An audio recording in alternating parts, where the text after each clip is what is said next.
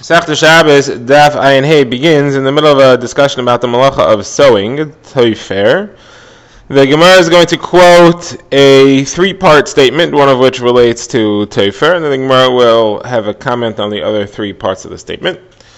Then the Gemara will continue working through the various different malachos listed in our Mishnah, which listed all the malachos. The Gemara will finish listing each of the malachos in the Mishnah and commenting and giving a few examples and helping to determine the underlying principle of each malacha. Then, near the end of the daf, we'll get to our next Mishnah, which will launch us into a new topic, the topic of the minimum size for violation of each malacha. So first of all, we're in the middle of a discussion about a toifer, sewing. So the Gemara has three statements quoted by Rav Zutra bar Toivia in the name of Rav. First of all, he said that somebody who pulls the thread connecting two pieces of cloth together in order to tighten their connection. That is, he had two cloths that were sewed together with one string, but the string was loose, and therefore the cloths weren't bound firmly to each other, and he pulls the ends of the string to tighten it. So that counts as sewing. That's the first statement he said. The second statement and the third have nothing to do with the sewing, but he said them all together because he learned them all from Rav at the same time. The second statement is that somebody who learns anything from an apikoros, from a heretic, is chayev misa. He should suffer the death penalty. And the third thing is that somebody who knows how to calculate the seasons and the movement of the stars and the heavenly bodies, but does not do that, so you're not allowed to say over anything in his name, because he has the ability to make those calculations and to help people, and he desists from doing that. You should not say over anything in his name. Okay. Now, he had said somebody who learns from an apikoros, but he didn't use the word apikoros, he used the word magushta. So Gemara's machlokas Rav and Shmuel, what a magushta is. One says it means a witch, somebody who practices black magic. And the other one said that it means a gidufe, somebody who serves Avodah Zarah and curses out Hashem. So Gemara wants to know who said what. So the Gemara said probably Rav is the one who said that it's a cursor and an Avodah Zarah, because we just had Rav Zutra bar Tovia quoting Rav, who said that you're not allowed to learn anything from a magush. And if you do, that person is chayev misa. Now, it can't be that this magush is a witch, because you are allowed to learn things from a witch. You should not have him teach you how to practice black magic, but you are allowed to understand the rules and the terms and the details of the practice so that you can recognize it and act against it if you need to. So it's not true that you can't learn anything from a magush. And therefore, if Rav was the one who said that magush is a witch, then Rav Zutra bar Tovia would not have said in his name, you're not allowed to learn anything from it. It must be that Rav is the one who says that a magush is a cursor of Hashem and Avodah Zarah. That type of person is not allowed to learn anything from. Okay, now the last statement of Rav Zutra was, anybody who knows how to calculate the seasons and the constellations and does not, you should not learn anything from, then a person like that, you should not say over anything in his name. So about that, the Gemara says Rav Shimon ben Pazis and Rav Yeshua ben Levi, that the following pasuk applies to him: V'espayel Hashem lo yabitu ma'aseh yadav lo yiro. They don't see the work of Hashem, and they do not look at the action of his hands. Okay, similarly, Rav Shmuel bar Nachmani said that Rav Yochanan, how do you know that there's a mitzvah, or at least that it's highly recommended, according to the Rambam, to calculate the seasons and the stars? The pasuk says, you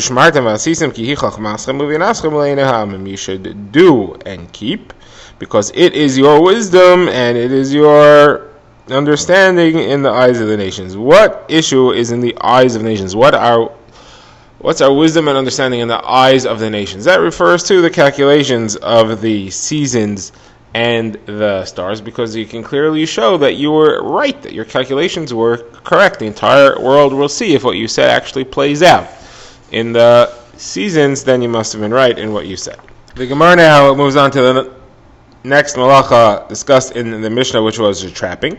And the Gemara quotes a brisa which discusses how this applied to the chilazon, that is the creature, which was a snail of some sort, but this Gemara seems to indicate that it's a fish. It's this creature that they caught and they squeezed the blood out of the creature to use to make the blue tcheles ink, the dye. So Gemara says a machlokas between Rabbi Yehuda and the Chachamim whether squeezing the blood out is actually a malacha or not. Trapping it is for sure. The question is about squeezing out the blood. Rabbi Yehuda says it is not a malacha, and the Rabbanan say it is malacha. The Gemara explains. The Rabbanan say it's a malacha of threshing. Threshing means you're removing something out from its covering or its natural place. So you're removing the blood of the fish out of its natural place and the place where it was grown. But Yehuda says no, that malacha of threshing only applies to things which grow from the ground. You cannot thresh a fish. So now the Gemara says, well, what about killing? When you take the blood out, you kill the creature, and therefore you should do the malacha. You should be chayiv. It should be that malacha, even if it's not threshing, it should be killing. So Gemara offers two answers. Rabbi Yechanan says it's referring to where he squeezed the chilazon after it was already dead. And Rava says even if it's alive, you're not chayiv for it because it's a davar she'eino miskaven. You do not intend to kill it. So the Gemara asks right away, what do you mean? But we know the rule of psik reisha. If you do something which you did not intend to do, it's she'eino miskaven, but it was a unavoidable result of what you did, it was for sure going to happen, you cannot claim it's she'eino miskaven. It's miskaven. You can't say I didn't intend to do that. That doesn't fly. So the Gemara says, Abaya and Rava answer, that's only true if you don't care or you appreciate the fact that the additional malacha happened, the one that you were not mechaben for. Here, the guy who squeezes the blood out of the chazan does not want it to die. As a matter of fact, he wants it to stay alive as long as he can, because the quality of the dye will be improved as long as the fish is alive and does not die. Therefore, it's called a davar she'eino miskaven with a psik reisha deloi nichale. That is, it is an unintentioned consequence. And even though it's definitely going to happen, he's upset about it. And for that, according to Reb Shimon, you are not chayav and you do not have to bring karban chatas. It's not an iser d'oraisa. Okay, next on the list was a shoichle, that if somebody who traps an animal and then he slaughters it. So the Gemara assumes at this point that slaughtering means only slaughtering it, killing it through slaughter. The Gemara says, but there was no slaughtering in the preparation of the Mishkan necessarily. They could have killed those animals in any other way. So the Gemara gives the two answers. Shmuel says, you're right. We do not specifically mean that you slaughter. We mean any type of killing of any animal violates this malacha. Rav agrees with that, but Rav says that there's a reason why we chose slaughtering, and that's because if you slaughter an animal, you also actually commit another malacha, which is that you stain the flesh around the place where you slaughtered. So you're coloring it, you're chai for tzaveya, for dyeing. Not just the dyeing of the animal, but the dyeing of the skin within Y. So the Gemara says, now Rav has to explain himself. What do you mean, Rav says, who cares that you color the flesh of the animal around the shechita? Why is that a constructive activity? Why is that important? And if it's not important, then it's not a malacha. So the Gemara says, no, he wants it to be stained with blood so that people will see how freshly killed this animal was and they'll come to buy the meat. Okay. Next on the list of malachas was a mochev ha'abdai, somebody who salts the skin of the animal and somebody who tans it into leather. The Gemara says those are both the same. Salting is part of the tanning process. Why is it listed separately? The Gemara says you're right. Take one of them out. Instead, we add a malacha into the list here because we have to have a total of 39. We add in somebody who marks lines on the skin of the animal, either for cutting or for writing in straight lines. Okay, now as far as the malacha of tanning, that's processing animal skins into leather or parchment. So the Gemara has a machlokes as to whether this applies to food. Rabbi Barafuni says it does. If you salt your meat, you violate the malacha of me'abed, tanning. Rabbi says no, there is no such thing as tanning the foods. Now Rav Ashi says that this whole discussion is only if you salt it so much to preserve it for the long term. You make it hard. The malacha of Ma'abed means that you process the skin by salting it to make it hard. So if you salt your food, your meat, so that it can be preserved for long-term storage, that makes it hard. However, if you just spice your meat with a little salt, that doesn't do the malacha of ma'abed, that everybody agrees to. Okay, next on the list is smoothing and cutting the skin. So Gemara says, or Rav Acha bar Chanina says, if you rub and smooth between two pillars on Shabbos, you also do the malacha of smoothing. Is a machlokes rishonim here what this means. Rashi says it means that he smooths the ground between the pillars by walking back and forth. Other rishonim say we learned earlier that that's not smoothing, that's building. So it has to mean that he's smoothing a skin which is hung between the pillars. Okay. Now, the Gemara has a list of 3 malachos that were stated by Rav Chia bar Ashi in the name of by Rav Chia bar Abba in the name of Rav Ashi, in the name of Yeshua ben Levi. First of all, as somebody who sharpens sticks to a specific size on Shabbos, that's the malacha of mechatech, cutting to size. Somebody who spreads a cream on a wound on Shabbos is mimachik, that's smoothing out the cream, and somebody who chisels a stone and polishes it is makeh b'patish, that's the finishing touch on that object. Anything which is the finishing touch counts as makeh b'patish. Now there are some other examples of makeh b'patish. Rav Shimon ben Bisna, the Bach says, in the name of Rav Shimon ben Lakish, says somebody who engraves an image on a kli, that finishes it off. Somebody who blows a kli out of glass finishes off.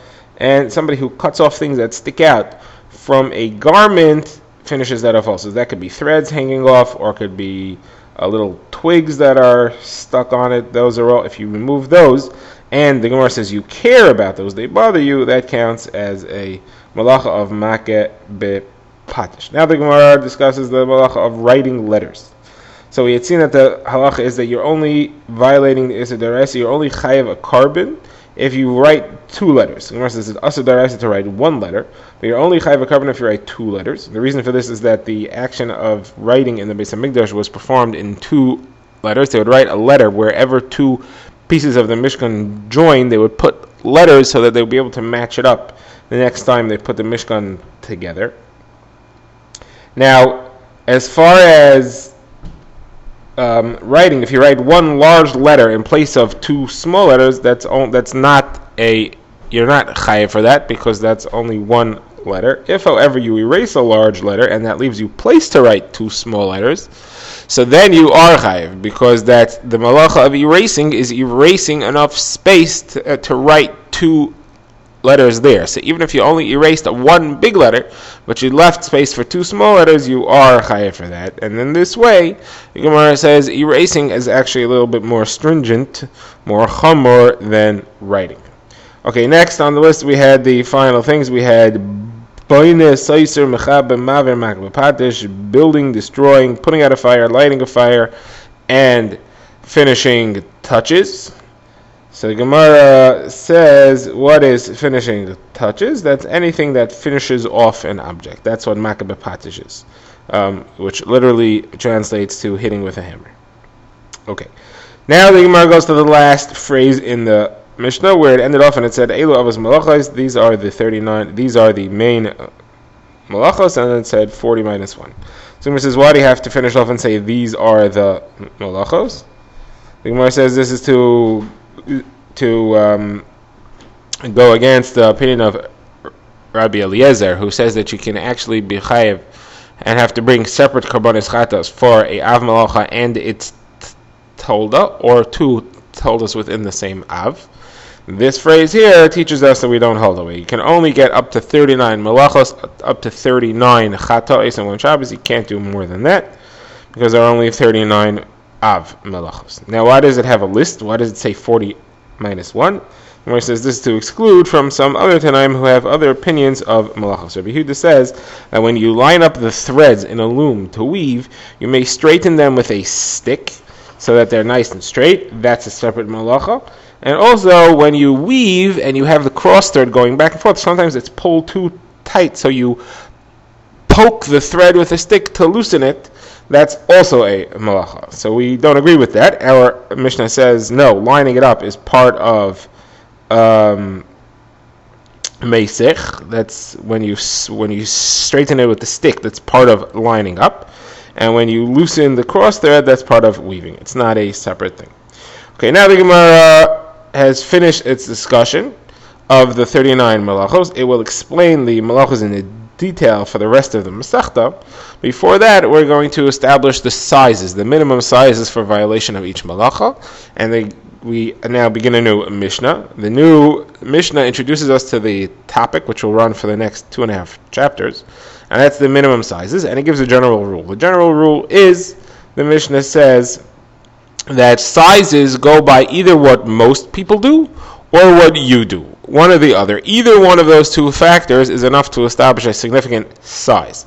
Now, what about you and most? So the first malacha the Gemara discusses is that of carrying. The Gemara says the minimum amount for carrying is something which is significant to you, or it's significant to most people, even if it's insignificant to you. How do we define significant? Any material that people usually save in a size, meaning an amount of that material that is significant enough for them to save. Okay, if that applies to you or to most people, and you carry out this material in this minimum amount, then that is a violation of the Deraisa of carrying. Okay, the Gemara begins. The Gemara wants to know what's an example of something that nobody will store. Doesn't everybody? There must be people out there who save everything. What is a thing that nobody holds on to? So the Gemara has two answers. The Gemara has Rav Papa and Marukfa. Rav Papa says nida blood. Nobody holds on to that. Marukva says an asherah tree. Nobody would hold on to that because it is asur b'hana. It's forbidden. You can't do anything with it. So the Gemara says that Rav Papa, who says you wouldn't store nida blood, will agree that you certainly wouldn't store asherah tree because it's asur b'hana. There's literally nothing to do with it. However, Marukva says no. Maybe people might store nida blood and feed it to their cat. Rav Papa says nobody will feed nida blood to a cat because we know that if a cat eats your blood, that makes you weak. Okay, now the Gemara says that this Mishnah does not go according to everybody. We had said that it's either or. Either what you are carrying is significant to you or it's significant to most people. You're chayev and violating the Deraisa for either one of those. That is not like the opinion of Rabbi Shimon. According to Rabbi Shimon, it has to be both factors. It has to be that most people store it and you store it. If it's something that most people store that you don't store because you're too rich or you don't like it, then you wouldn't be chayiv. It would not be a deraisa violation. And the same applies if you do store it and most people do not. It has to be that most people store it and you store it. That's the only way that it's significant enough to make you in violation of the isur deraisa of whatever malacha it is referring to. The Gemara now brings a third opinion. It's of Shimon ben Elazar. He says, if anybody out there stores this thing and keeps it and carries it out, so then if you go carry this object out, you are chayav. You're violating the Deraisa of carrying. We do not care what most people do at all. If anybody out there stores it and saves it in this amount and in this material, you can't carry it. If you do, you violate the Deraisa. So we end up with three opinions. Our Mishnah says it has to be that either most people store and save this amount of this material, or you store and save this amount of this material, then you're chayav for carrying it. According to Reb Shimon, it's got to be both. You and most people store and save this amount of this material. According to Reb Shimon ben Elazar, if anybody out there stores and saves this amount of this material, you would be chayav for carrying that thing out.